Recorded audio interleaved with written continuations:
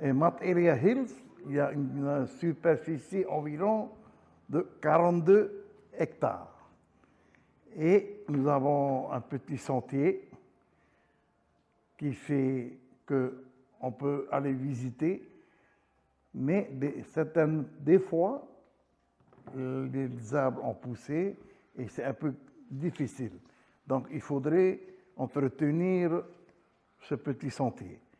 Alors, on pourra commencer par le bord de la route. En regardant sur le plan, vous voyez, il y a le numéro 1. Le numéro 1, c'est le premier marais que vous voyez là au bord de la mer. Et il s'appelle le marais Horo. Pour le moment, il n'y a que des vestiges qu'on trouve. C'est à peu près tout démoli. Après, on doit prendre ce petit sentier pour monter vers le haut. C'est-à-dire, en prenant ce petit sentier, vous allez apercevoir des maisons, des fondations de maisons. C'est-à-dire qu'il y avait de la population. Il y avait des gens qui habitaient ici.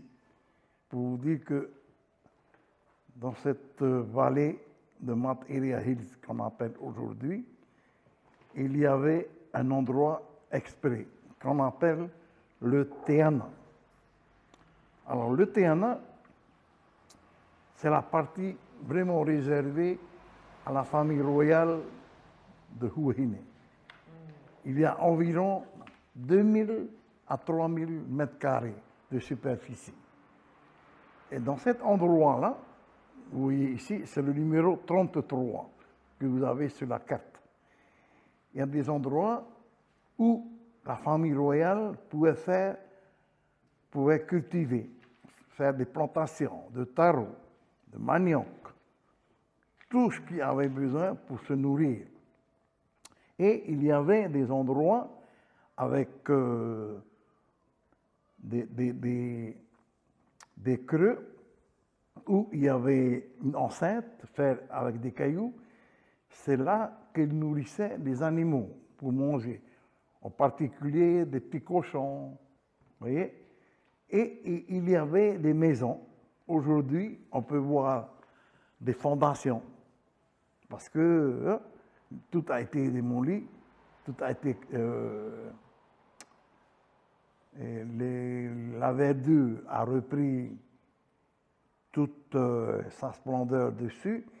Donc aujourd'hui, on voit très très rarement des endroits.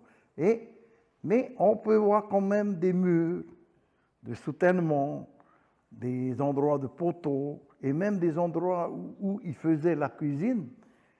Pour preuve, aujourd'hui, on a retrouvé beaucoup de, on appelle ça des touaïs. C'est des coqs, c'est-à-dire ils mangeaient. Et il y avait des bénitiers, et il y avait des maois, tout ça qu'on a retrouvé sur cet endroit-là.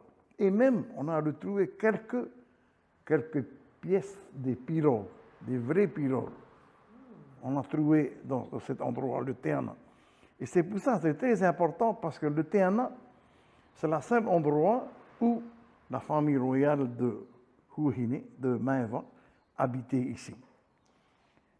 Et en continuant, nous, on arrive au numéro 34, c'est-à-dire, c'est le marais, le 34 que vous pouvez voir ici, c'est le marais Tefano. Et là, tous les autres marais, mais la seule chose qui est très voyant, c'est le Tumu Ora qui pousse là-dessus. Parce que le Ora, ben, si vous voulez, le badamier, le banyan, c'est un arbre très significatif dans notre vie polynésienne. Alors, ce marais-là, appartenant à la famille Tefano, et nous avons des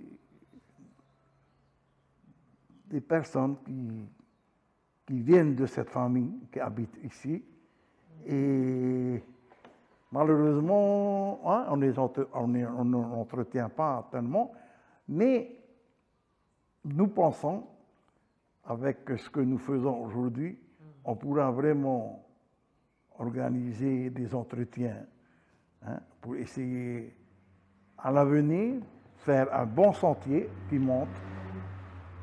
Parce qu'en en montant encore, on arrive au numéro 35. Alors, le numéro 35, il y a le Mat Eliarhei. Et c'est cela que nous pouvons apercevoir le sacrifice humain. Et jusqu'à aujourd'hui, nous avons ça. Bon, je pense que le dernier sacrifice qu'on avait fait ici, plus de 200 ans. On ne fait plus. Hein? Et c'est une pièce unique que vous pouvez voir ici à Huahine.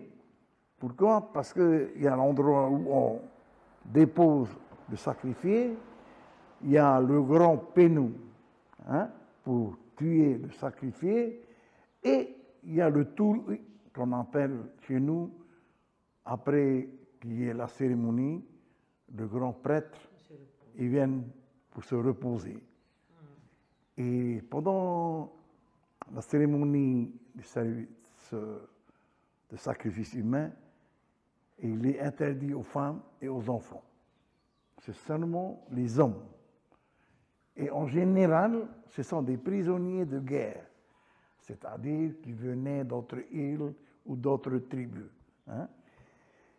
Et là, on peut continuer en allant vers le numéro 36. Alors, le numéro 36, il s'appelle le Pepe Ofata. C'est un endroit où vous pouvez monter dessus et vous aurez avoir une belle vue sur le village de Maeva et sur la vue de l'océan vers le Pepe Ofata.